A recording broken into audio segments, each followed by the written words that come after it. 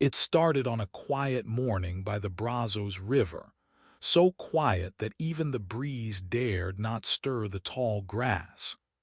Abigail Hawthorne was collecting firewood, as she always did at first light, her mind blank with routine and the silence she had grown used to. Ever since the fever took her son and the raiders took her husband, the world had become a muted place. The sounds that once filled her life, his laughter, his voice calling her name, had vanished, leaving only the hush of mourning that no longer wept. But that morning the silence broke. A distant cry, almost swallowed by the wind, reached her ears. It wasn't the howl of a coyote or the cry of a hawk overhead. It was human, raw, struggling. Abigail froze. Her first instinct was to retreat. In this part of Texas, cries for help could be a trap. But something, maybe the ache of her own remembered helplessness, drove her forward. She crept through the mesquite, breath shallow, fingers wrapped tightly around the handle of her worn axe. Then she saw him. A man, waist deep in the quicksand, flailing weakly as the earth dragged him under. His long dark hair and woven bands marked him clearly Comanche. Her mind reeled. Just last month her neighbor's ranch had been burned to ash in a night raid. Fear pulsed in her chest. This man might have done the same, or maybe he hadn't. Maybe he was just another life clinging to the last seconds of breath. Abigail stood at the edge of the pit, heart pounding like a war drum. She could walk away. No one would know. Maybe they would praise her for it. But a thought cut through the noise. What if that was my boy out there? She didn't remember dropping the axe. She didn't remember running. Only the cold mud reaching her arms as she leaned forward, throwing her full weight into the long branch she shoved toward him. Their eyes met, his wild with fear, hers fierce with something she hadn't felt in a long time, resolve. He grabbed on. The pull nearly dragged her in, too. She braced her feet against a buried root, sweat stinging her eyes.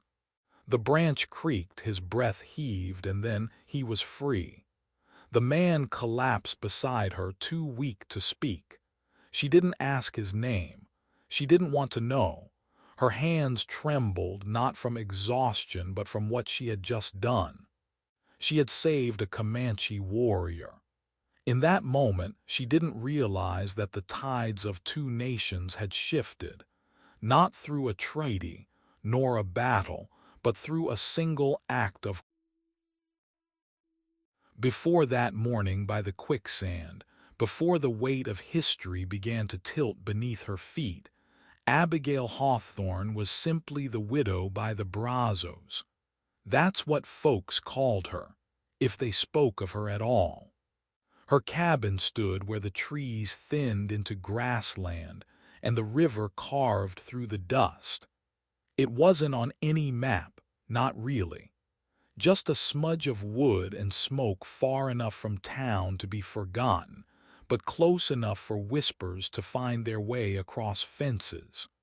Some said she'd lost her mind when her husband was killed. Others said she stayed out there to make peace with God. But most simply stopped talking about her altogether. The truth was quieter and lonelier. Abigail had come west with dreams clutched tight, like the silver locket that now lay rusting on her dresser. She and Thomas had built this place from nothing, hauled beams, laid stone, carved initials into the porch rail.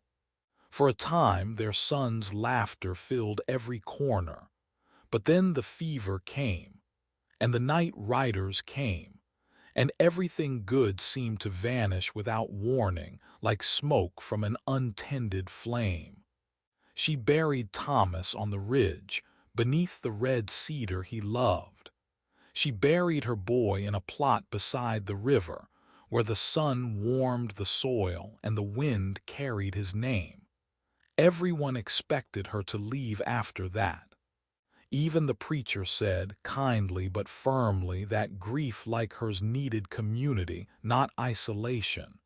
But Abigail stayed, not because she was strong, not because she was stubborn, but because leaving would have meant surrendering the only thing she had left, memory. Out here, no one asked her to move on. The house still smelled like him. The floor still creaked where the boy used to run. The silence wasn't a punishment. It was a shelter, fragile but hers. She grew her own food, patched her own roof, spoke only to the animals and the trees. In winter, she read the same 3 books over and over until the words felt like prayer. Sometimes she sang lullabies into the empty room, just to remember how her voice used to sound when it wasn't breaking. The world around her wasn't safe. The Comanche still rode through the lowlands. Settlers still carried rifles, not questions. Fear hung like dust in the air, thick and unspoken. Abigail knew this tension, this unending waiting for something to go wrong. But she also knew the land. The way the cottonwoods bent with the river's pull. The way deer emerged at dusk, trusting the quiet. The way memory settles into the bones of a place if you stay long enough. She stayed. The cabin became a kind of ghost, not haunted but suspended, a reminder of what once was, a question left unanswered. And so, long before she saved a dying man from the earth's grasp, Abigail had already made her choice. To remain where love had lived, even after it was gone. To be the last light at the edge of the map. The 3rd day after the last frost, the air was thick with that heavy quiet only spring can carry, where the land seems to pause, as if waiting for something to be born or buried. Abigail had gone farther than usual along the riverbank. The recent rains had shifted the ground, opening up patches of earth she hadn't walked in months. Her boots sank into the soft mud and the crows in the distance circled too low for comfort. Then a sound, barely there, ragged, human. Her breath caught. She froze, listening again. It wasn't the wind. It wasn't an animal. It was a voice, broken and hoarse, carried in gusts across the reeds. She turned toward it before she could talk herself out of it, stepping carefully through the brush, past the broken roots and waterlogged soil. The sound grew louder, desperate, and then she saw him, chest deep in a pocket of quicksand, his arms trembling with effort. A young man fought to stay above the surface. His long, dark hair clung to his face. Mud streaked his chest and shoulders, but not enough to hide what he was. His skin, the eagle feathers tucked behind his neck, the armbands, he was Comanche. Time slowed. Her instincts warred inside her. This man could have been one of them, the riders who had taken everything from her. He could be dangerous, or he could be dying. But in that moment he was a Comanche. He wasn't a warrior. He was a man, and he was drowning.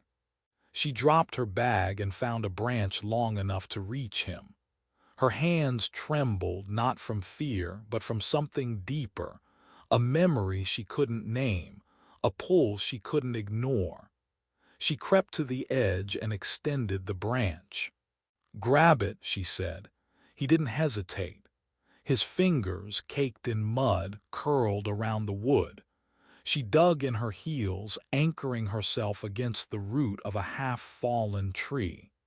The ground groaned beneath her weight, and for a moment she felt it give.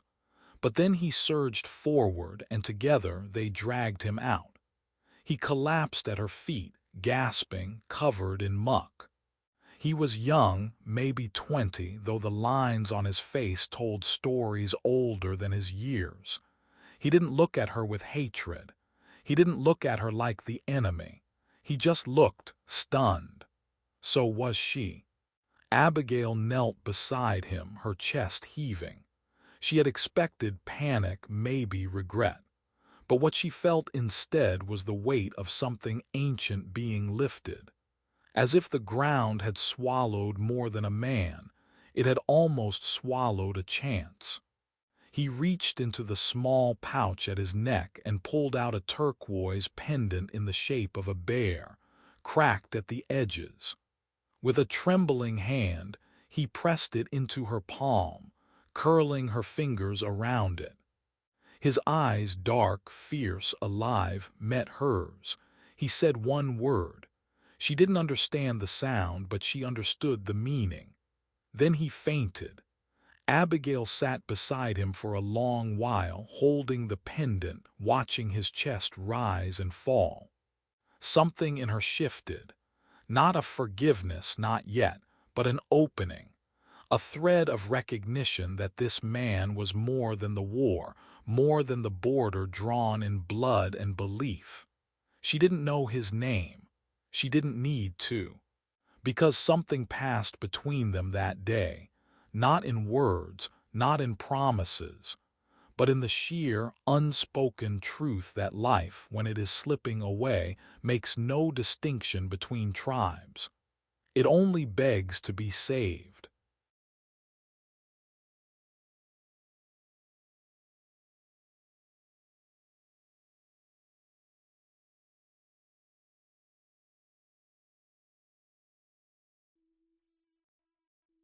Three mornings after the rescue, the horizon turned gold behind a veil of mist. Abigail was pouring water into the trough when she felt it first. Not a sound, but a shift in the air, the way birds quiet before a storm. Then the hoofbeats came, faint at first, then more, dozens. She stepped onto the porch, hands trembling just enough for the tin cup to rattle against the railing. From the tree line emerged figures on horseback, tall, still, cloaked in the low dawn light. Warriors unmistakable in their bearing, painted faces, braided hair, the glint of sunlight on iron and bone. They came in silence, the kind that made the ground feel sacred. At the center of the group rode the young man she had pulled from death. Upright now, stronger. He dismounted before her gate without a word. She hadn't expected to see him again, hadn't even dared to wonder if he had survived beyond her sight. Yet there he stood, no longer a boy drowning in mud, but a man carrying the weight of his people's gaze. Behind him came an elder, cloaked in a robe stitched with beads that shimmered like river stones. His face was carved by years, not just of time but of witness. The others parted for him as he walked forward, stopping only once he stood eye to eye with Abigail. She said nothing. There was nothing to say. The elder lifted a hand and placed it gently over his heart, then gestured toward the man she'd saved. He spoke slowly, words from a language that rolled like wind over open plains. Abigail didn't understand them, but Takakota, for that was the young man's name, stepped forward and translated in careful English. "You are now called, saves the drowning," he said. "You are under the protection of the Penatka Comanche. No one shall harm you, not without first passing through us." Abigail's breath caught. It wasn't a gesture. It was a vow. One spoken from a culture where names were sacred, where gratitude was not fleeting but eternal. She glanced at the others, warriors, women, even children nestled between riders. They did not glare. They did not threaten. They simply looked, as if trying to remember every line of her face to etch it into their story. Takakoda removed the bare pendant from around her neck, the one she had kept near since that day, and replaced it with a new one. This one carved of river stone, laced with rawhide, marked with a symbol she didn't know but felt down to her bones. "It means crossing," he said, "between two shores, between two ways of being." No more was said. The group turned. As quietly as they had come, they retreated into the trees, but something lingered, not just the dust from hooves, not just the chill of dawn. It was the knowledge that for the first time the line between two worlds had shifted. The news traveled faster than dust on the wind. By midday, the townsfolk were whispering, and by nightfall, they were knocking at each other's doors. The story twisted itself with each retelling. Some said Abigail had been seen laughing with Comanches. Others claimed she had joined them outright. No one mentioned the quicksand. No one spoke of the boy who nearly died. What mattered, it seemed, was this. A white woman had welcomed riders into her yard and walked away unharmed. And Marcus Blackwood had heard every word. He arrived 2 days later, not with questions but with accusations.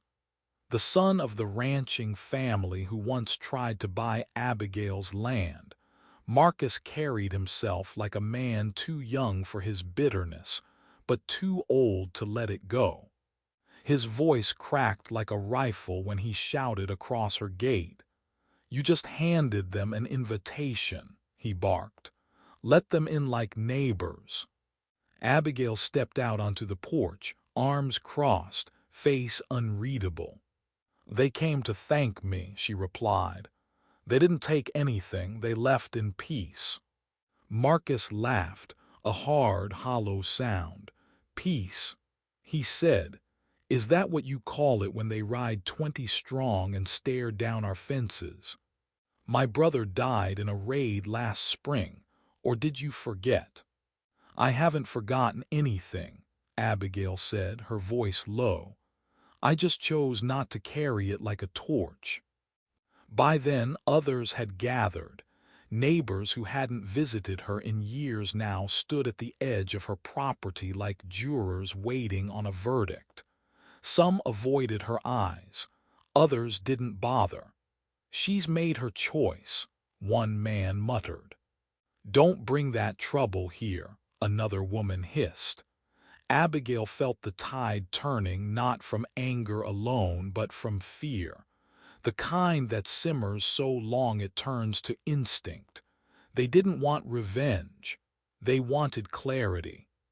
And she had become something too uncertain to trust. She tried to explain about the rescue, the gesture, the pendant, but each word fell flat like seeds on scorched earth. Compassion was not a language they spoke anymore. They wanted sides. She gave them gray. That night someone left a rabbit nailed to her door, a warning, crude but clear. Abigail burned it in silence. She sat by the fire, the pendant warm against her chest, and wondered how easily kindness could become threat. How quickly a line drawn in the dirt could become a border carved in stone. She had seen that boy dying and chose to act. But the world didn't want heroes who crossed boundaries. It wanted order. It wanted blood remembered, not forgiven. Still, she didn't regret it. Because in that moment by the quicksand there was no race, no war, no land dispute. Just two people, both nearly erased, reaching for something human. But now the price of that humanity was In the days that followed the visit from the tribe, the world around Abigail grew quieter, but not empty. Something had shifted, not only in the air but in the rhythm of her days. The silence was no longer hollow. It listened, and it answered. Takakoda returned alone, not with ceremony or warning, just a soft knock at the edge of the fence post one morning. He carried no weapons, only a small pouch of herbs and a bundle of firewood slung over his shoulder.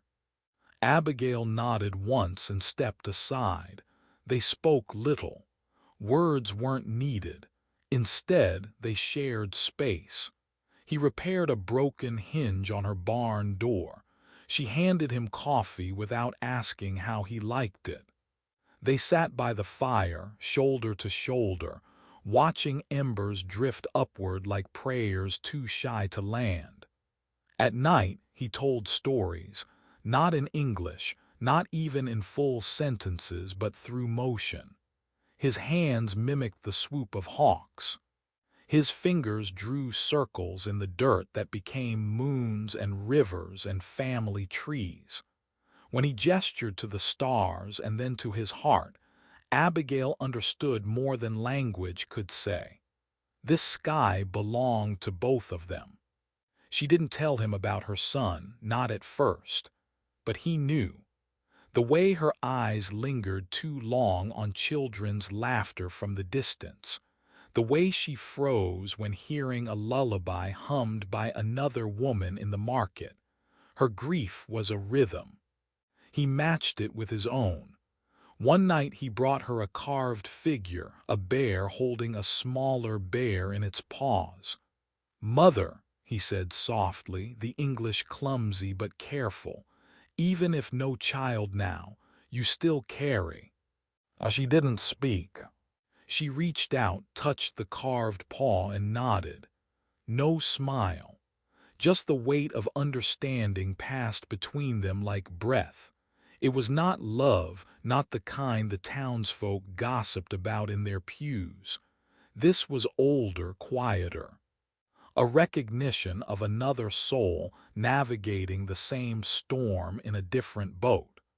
They began to trade things that had no price. He showed her how to use certain leaves to soothe the throat. She showed him how to mend linen by candlelight. He shared his people's names for the winds. She taught him how to read the sky for rain. No treaty was signed. No one declared peace. But in the stillness between two broken people, something began to heal. And in that healing, they created a language of their own, one not spoken but felt. A language that it began with an idea so quiet it almost slipped past Abigail's own conviction. But the thought lingered, grew louder with each passing day. What if the ones who held the power to make peace simply met? No rifles, no guards, just a table. She spoke first to Takakoda. He didn't laugh. He didn't argue. He only nodded the way one might nod at a rising storm, not with certainty but with respect. 2 days later, word spread through hushed conversations. An invitation had been made to both Chief Iron Bear and Samuel Watts, the eldest settler and de facto voice of the town's will. Neither man accepted immediately. They didn't trust each other. But neither could ignore the woman who had once rescued death from swallowing a son. Her actions gave weight to her words. And so, on the first clear morning in weeks, they gathered. The meeting was held in Abigail's yard, beneath a canvas sheet strung between two cedar poles, one wrapped in blue cloth, the other in red ochre. There was no banner, no anthem, only two flags in spirit, each stitched from loss. Abigail brewed chicory for one, Takakoda poured herbal tea for the other. No one touched the food at first. It was not a feast. It was a risk. Chief Iron Bear, tall and quiet, bore the scars of years few could imagine. His eyes watched everything, but his posture held no threat. Samuel Watts, worn and rigid, came with a flask in his coat and a Bible in his hand. They sat across from one another, the wooden table between them older than either man's memory of peace. For a long time no one spoke. Then, in a voice strained with the ache of history, Watts asked, "How do I know you won't ride through our homes again?" Iron Bear didn't flinch. "How do I know you won't take our daughters next spring when food runs thin?" Silence again. But something shifted, perhaps in the way Takakota translated without embellishment, or the way Abigail refilled their cups without a word. Over time, their questions softened. They stopped speaking to defend and started speaking to understand. They talked of the river, the source of both life and dispute. They spoke of children, of how little they knew about each other's ways and how much they feared what they didn't understand.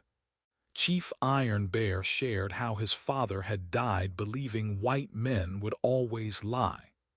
Samuel Watts admitted he no longer believed in total right or wrong, just damage and the hope of repair.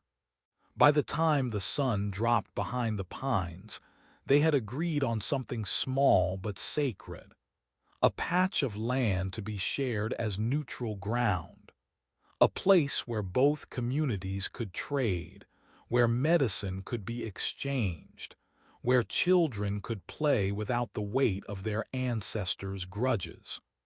It wasn't a treaty, it wasn't peace, but it was a beginning. Abigail stood at the edge of the gathering, unnoticed in the way that trees go unnoticed until they fall. Yet she was the reason they had come. Her grief had built this table. Her compassion held it together. As the men left, neither smiled, but both touched the brim of their hats before turning away. Hope, she realized, doesn't arrive in fireworks or declarations. Sometimes it shows up in two old men drinking quiet. Peace, even the most fragile kind, rarely dies in thunder. It dies in whispers first, doubts muttered in barns, resentment stirred over drinks, wounds reopened under the weight of old stories. And Marcus Blackwood had never believed in peace. To him, the meeting beneath the canvas was a betrayal, an insult to his brother's memory, to every fence post burned, to every night spent clutching a rifle. He watched the town grow quiet in the days that followed, watched Abigail speak calmly with Comanche riders on the trail. To him, the world was slipping, and he would not go down silent. So under a moonless sky he gathered a few of the angry, not many but enough. They wore scarves over their faces, carried torches dipped in oil. They rode toward the shared plot of land, the one promised as neutral, and they burned it. The fire swallowed the young trees first, then the canvas shelter, then the baskets and bundles left behind by those who had dared to hope. Screams pierced the night, not from violence but from disbelief. But Marcus wasn't done. He stormed Abigail's cabin just before dawn, dragging Takakota and two elders he had seized near the river. They were bound, bruised, tied to the split-rail fence like warnings. Abigail stepped out barefoot, the hem of her night-dress damp with dew. Her face did not tremble, her voice did not rise. "Let them go." Marcus turned, torch in one hand, shotgun in the other. "You picked your side," he spat.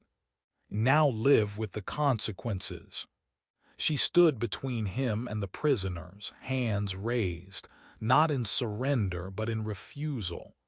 "You think this will bring your brother back," she said, low and sharp. "You think burning what you fear makes you strong." He took a step forward.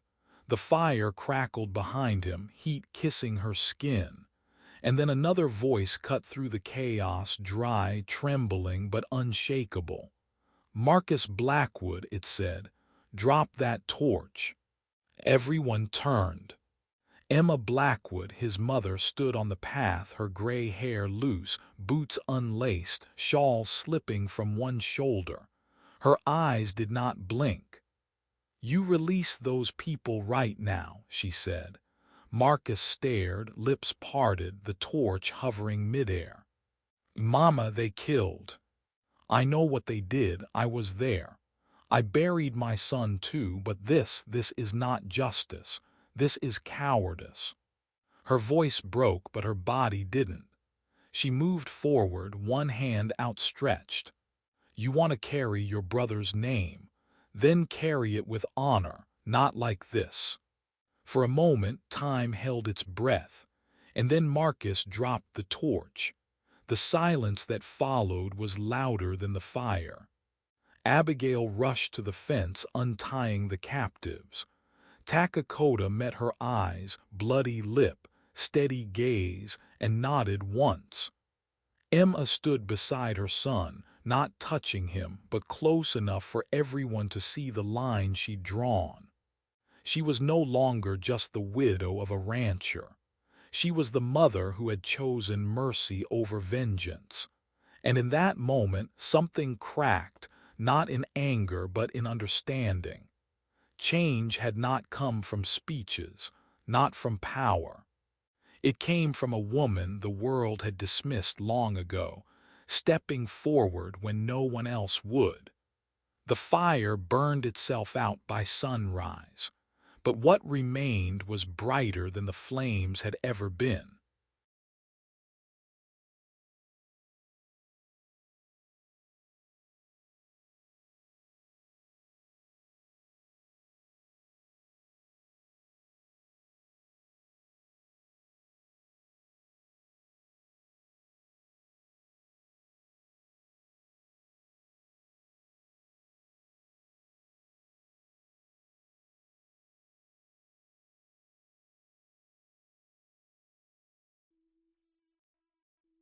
The ashes still whispered of smoke, clinging to the wind like memory. But the sky that night was impossibly clear. No clouds, no moon, just a velvet black lit with stars too ancient to care for human grudges. And under that sky, something unexpected unfolded. They came not with weapons, but with tools, axes, buckets, rope, wood. From the town and from the hills, settlers and Comanche alike drifted toward Abigail's land, drawn not by duty but by something deeper. A quiet knowing that if anything good was to rise from the fire, it would have to be built together. No one gave orders. There was no speech, just the creak of wood being lifted, the sound of hammers meeting nails, the soft rhythm of hands passing shingles one to another. Abigail worked beside them, her sleeves rolled, her back bent with effort and with gratitude too large to speak aloud. She didn't try to lead. She didn't ask why they had come. She only nodded when they met her gaze and smiled when a child brought her a nail. Takakota arrived late, walking rather than riding. His limp was noticeable now, a souvenir from that long-ago rescue, but his face held something weightless. He stood at the edge of the rebuilding, eyes reflecting the firelight and the stars, and waited. When the final beam was raised and the last plank set into place, Abigail stepped away from the house and into the circle of flickering lanterns. In her hand, she held the turquoise bear pendant.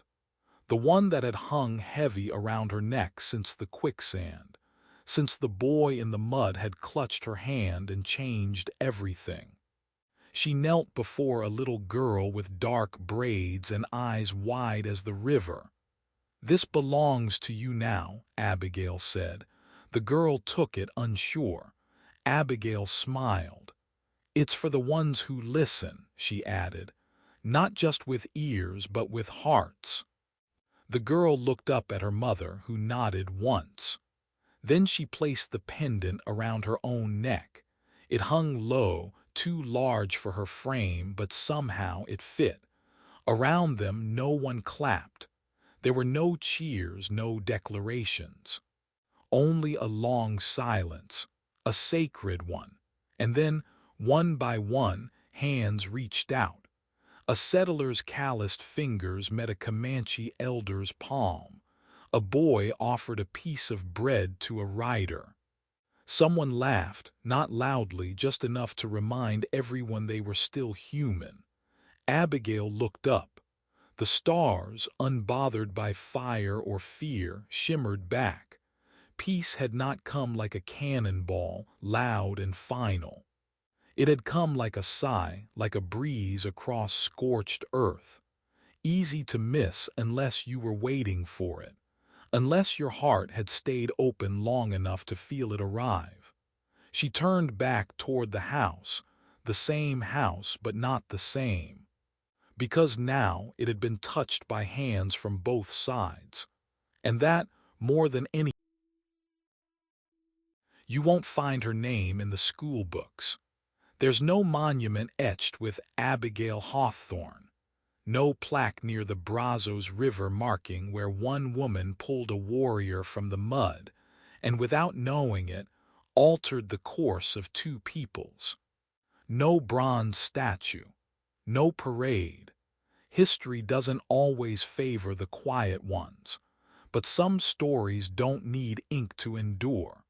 They live elsewhere in the land, in the hush between thunderclaps, in the way a mother holds her child with a gentleness inherited from generations who chose not to hate. This was never meant to be a tale of victory. No side won. No line was redrawn. Yet something shifted. A widow reached across centuries of blood and made a choice not to carry the past like a shield. A warrior, raised in distrust, chose to trust a stranger's hand. And between them, a space opened wide enough for healing to step through. The people who rebuilt her home didn't call it forgiveness. They called it necessary. The little girl with the pendant grew up. She learned to speak both languages. She walked both worlds. When asked about the turquoise bear around her neck, she would smile and say, "It belonged to a woman who saved someone she wasn't supposed to save." That was enough.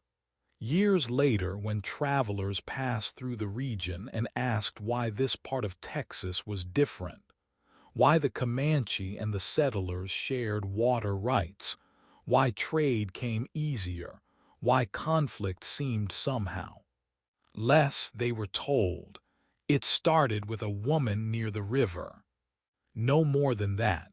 Just a name murmured over coffee or passed from grandmother to child. A flicker of truth in the folklore. But that's the thing about quiet stories. They don't demand to be believed. They simply continue. And if you stand by the Brazos at dusk, when the wind moves just right and the water remembers, you might hear it. The echo of a breath held too long, now finally released. Like the tide receding after the storm, leaving behind not